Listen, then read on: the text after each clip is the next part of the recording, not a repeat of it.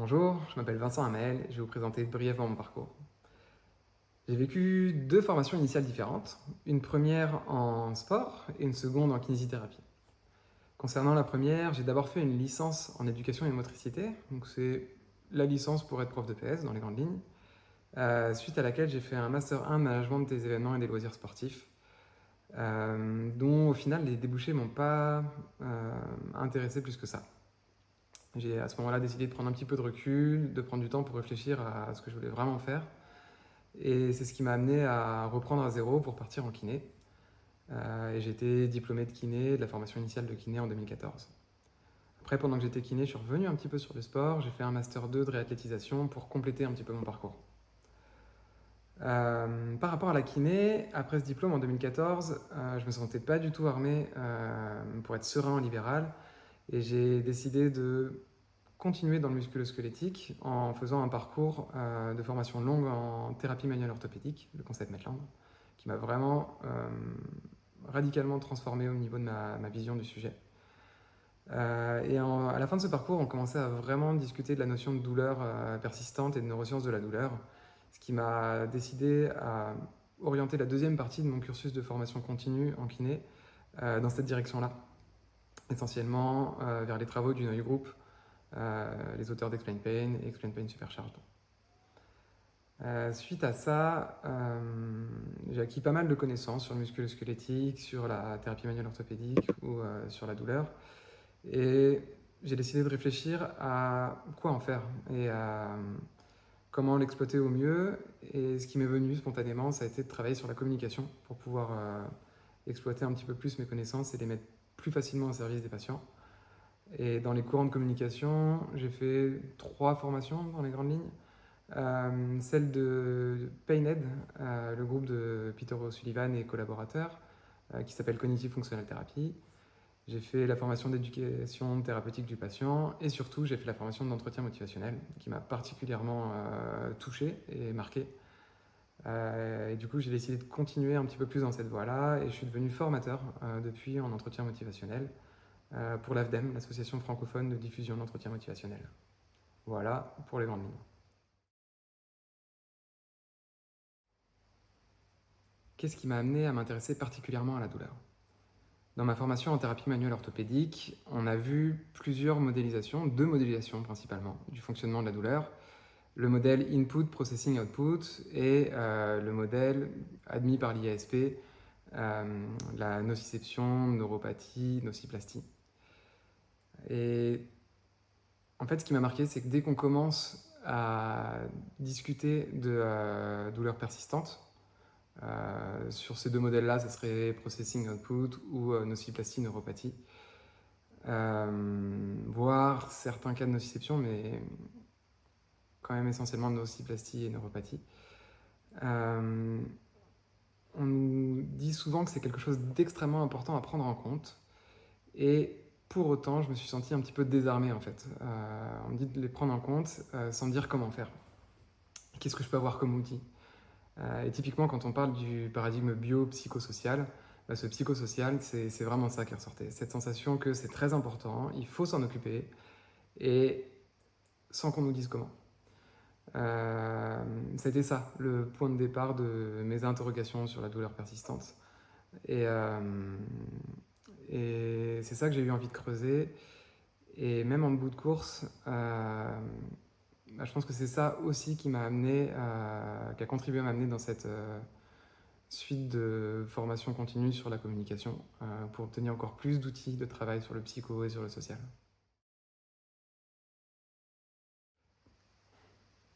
Comment est construite cette formation? Elle est basée sur 5 grands chapitres. Le premier est centré sur l'acronyme Peace and Love.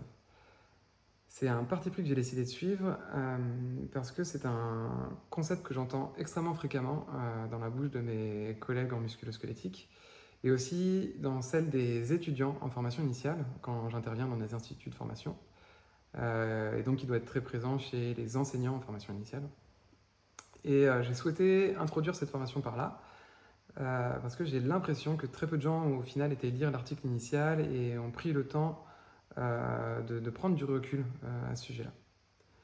Et cette partie-là nous amène vers la seconde, à savoir la classification des blessures musculo-squelettiques entre blessures traumatiques aiguës et blessures de surcharge.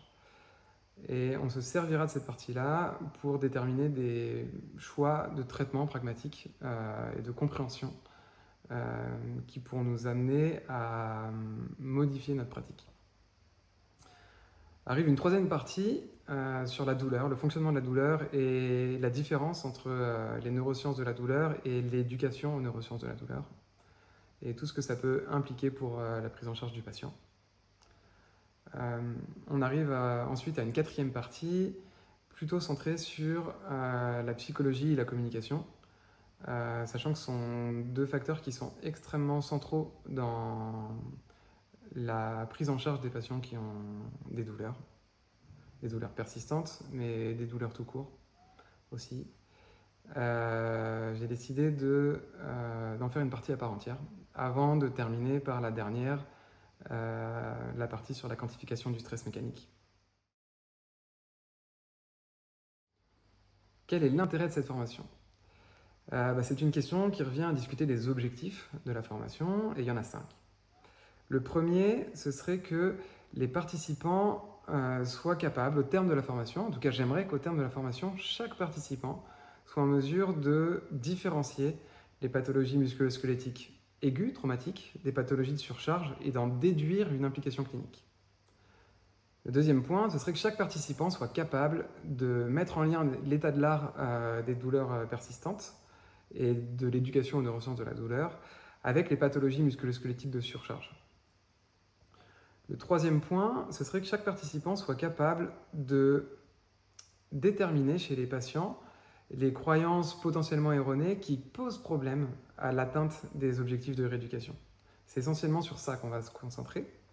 Et ça nous amène au quatrième objectif. Une fois ces croyances déterminées, on va réfléchir à comment, en tout cas j'aimerais qu'au terme de la formation, les participants soient capables de déterminer une stratégie adaptée à ce patient, à ce moment-là, pour lui, pour l'aider à avancer à travers ses croyances, potentiellement leur apporter de la connaissance ou trouver une autre manière de pouvoir les dépasser.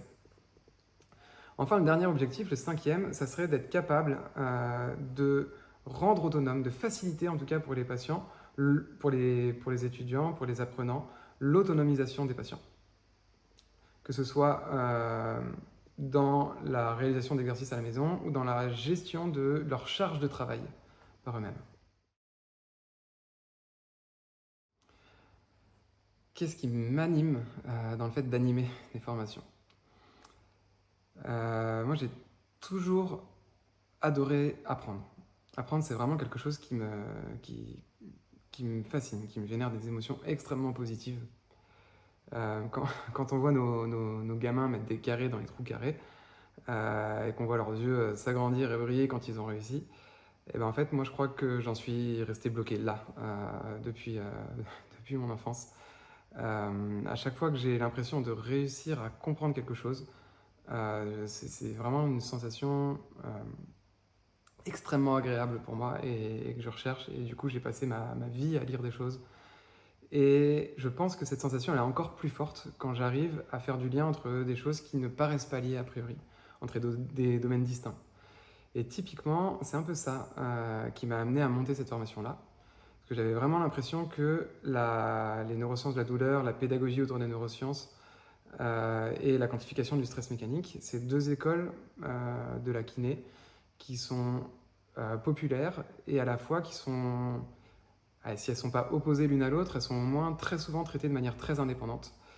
Et ben moi, l'envie que j'ai eue, ça a été de les réunir, justement. C'est la première formation que j'ai montée, c'était celle-ci, et elle est centrée sur ça. Et ce plaisir que je ressens à comprendre quelque chose, je le ressens, je pense, aussi fort quand je vois quelqu'un d'autre qui comprend. D'ailleurs, je regarde énormément de vulgarisation scientifique et j'envoie à tout le monde les vidéos qui m'ont marqué. Et rien que le fait de savoir que les gens ont compris quelque chose, si j'ai un retour positif suite à ça, c'est extrêmement agréable pour moi. Et c'est le bonus ultime de savoir que si des gens ont compris quelque chose, si c'est au travers de mon discours, euh, c'est le bonus maximum. Du coup, l'idée de former et d'essayer d'amener des gens à une compréhension qu'ils n'auraient pas au début de la formation, c'est vraiment en soi quelque chose qui m'anime. Et peut-être que en amont de ça, un autre point que je trouve extrêmement pertinent, central pour moi, c'est que je travaille à 80% en clinique, j'ai 20% d'enseignement dans une école et 80% en clinique. Et en fait, quand je suis avec mes patients, j'adore être avec mes patients, mais je règle toujours le problème avec le patient, le problème du patient. Et c'est rare que je réfléchisse sur la discipline avec le patient. C'est rare que je monte des projets pour la discipline. On travaille uniquement sur son projet à lui. Et monter des formations, réfléchir, créer des cours, c'est quelque chose qui me manque. La réflexion, la métacognition, le travail sur le travail. Et je trouve ça dans la formation, dans la construction de la formation. Voilà les deux gros points qui m'animent dans le fait de donner des formations.